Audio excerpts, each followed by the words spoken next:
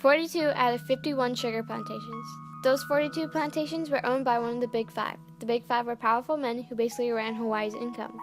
The Big Five consisted of Alexander Baldwin, AmFac, or American Factors, Castle and Cook, C. Brewer, and Theo Davies. These 5 companies were stingy and became rich very quickly. Native Hawaiians were the first to work on the sugar plantations. They endured long hours of backbreaking labor. There weren't a lot of Native Hawaiians left either. Since Captain Cook arrived to the island of Hawaii, the population had diminished to a fourth of 500,000 Native Hawaiians. When Captain Cook arrived, there were 500,000 Hawaiians living on the island. Soon the Hawaiians started to repent against the plantation owners to have their pay raised by only 2 cents an hour, or 25 cents a day. The strike was unsuccessful. However, the diminishing workforce of the Hawaiians caused the plantation owners to look into other solutions. Cheap labor was needed to run the plantations, especially after the reciprocity treaty that was enacted in 1875. This act allows the plantation owners to buy more land and gain larger profits. This was allowed because the United States had allowed Hawaii, who was not annexed or a part of the United States at the time, to export their grown sugar tariff-free. In exchange, the United States was given a part of the land, which was changed into a naval base. Since the Hawaiians had gone on strike, it caused the plantation owners to get cheap labor from other countries. The plantation owners mostly wanted cheap labor just to keep most of the money to themselves. In conclusion, the plantation workers came from several poverty-stricken places and encountered the plantation owners with a paradise proposal.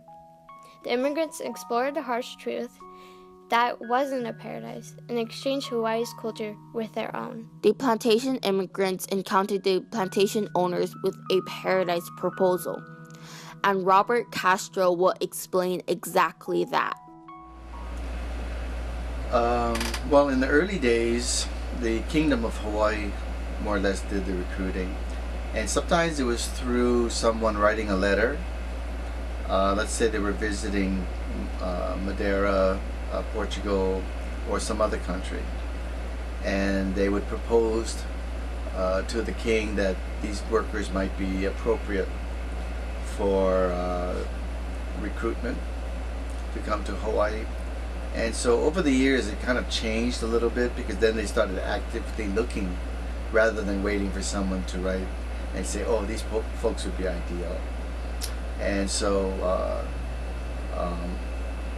the whole process, it begins in the 1850s with the recruitment of the Chinese all the way through the last immigrant group, which are the Filipinos. And so they would post notices in different villages so people would find out about the recruiting effort. What was the Paradise Proposal?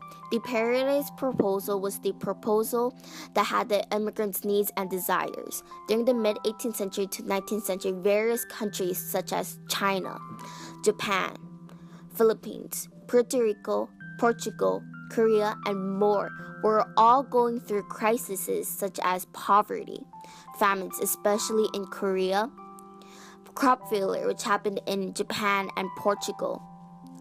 And they also had environmental problems, for example, in Puerto Rico when San Siriaco hit them.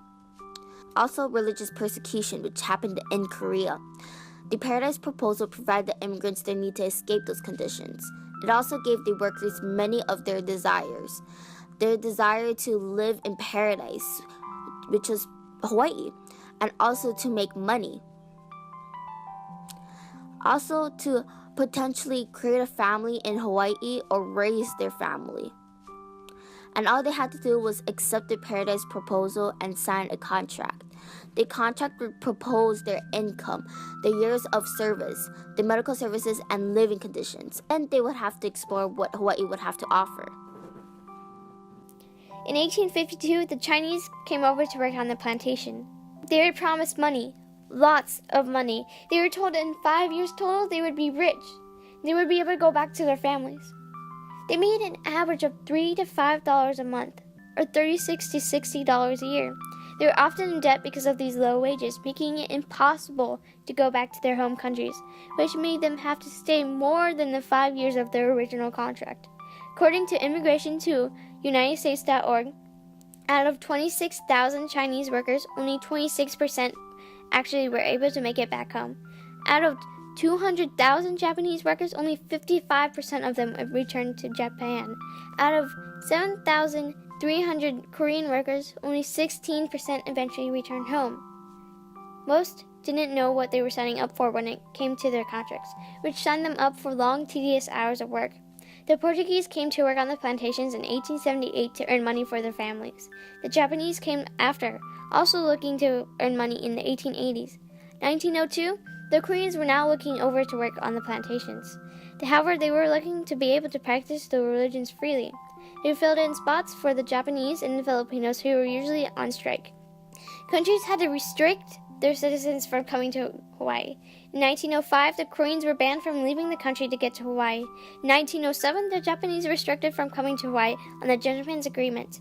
Exploring the Paradise proposal differentiated from person to person. Some believed the proposal was fair, righteous, and kind. However, most felt the proposal gave a false sense of hope. Most immigrants came looking for money to send back to their starving and poor families. The wages were unfair, not right, and unkind. Discrimination set boundaries from different races. Racism was set between the white plantation owners and the Asian plantation workers. Filipinos being paid less than the other races, and the Japanese and Chinese were paid the highest. This was not uncommon. Even more discrimination happened between the genders. Males were often paid superior than females, doing the same exact job. They were often abused by their overseers or the lunas. They were often given numbers to represent them. They were treated like cows on a farm instead of like a human being.